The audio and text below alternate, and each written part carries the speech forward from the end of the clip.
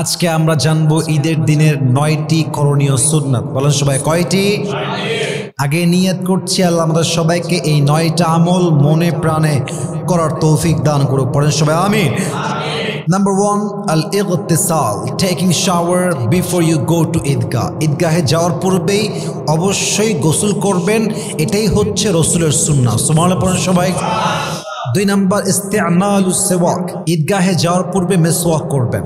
অনেকে ব্রাশ করেন, ব্রাশ করাটা ভুল নয়, তবে এটা সুন্নত নয়। মেসওয়াক করাই হচ্ছে রাসূলের সুন্নাহ। অতএব 2 নাম্বার আমল অবশ্যই আমরা মেসওয়াক করব। বলেন সবাই ইনশাআল্লাহ।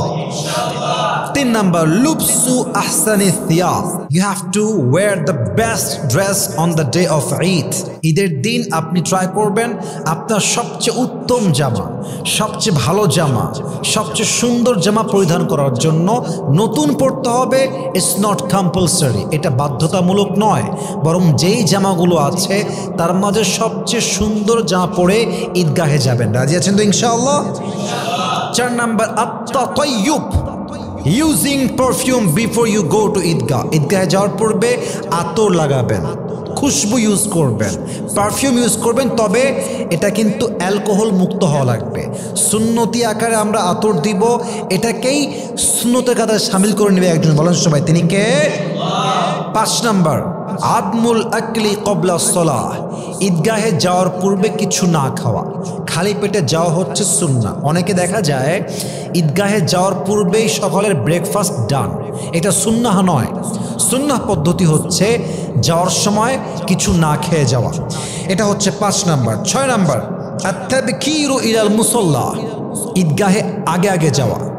অনেকে দেখবেন সবার পরে যায় এবং ঠাস করে বের হয়ে চলে আসে, ইটস নট সুন্নাহ, এটা সুন্নতের কাতারে শামিল হবে না। আপনি খেয়াল রাখবেন, আগেই উঠে ফজর নামাজ পড়বেন, আমল করবেন, গোসল করবেন, মেসওয়াক করবেন এবং খেয়াল রাখবেন সবার আগে যাওয়ার জন্য একদম আগে আগে যাবেন।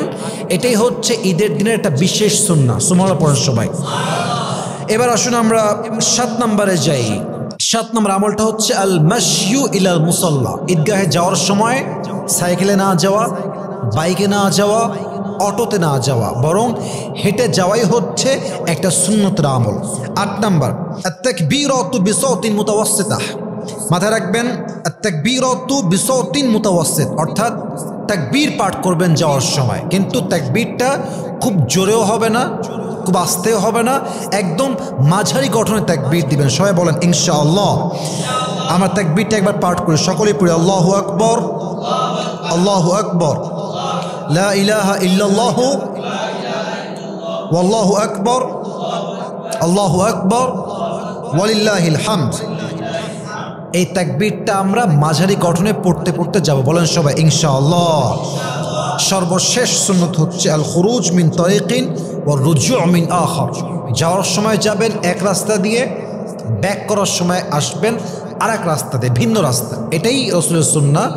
রাসূল কারীম সাল্লাল্লাহু আলাইহি ওয়াসাল্লাম উনি যেতেন এক রাস্তা দিয়ে, ব্যাক করতেন ভিন্ন রাস্তা দিয়ে। অতএব এই 9টা আমল আমরা জানলাম। আল্লাহ আমাদের সবাইকে এই 9টা আমল করার তৌফিক দান করুক। পড়েন সবাই আমিন।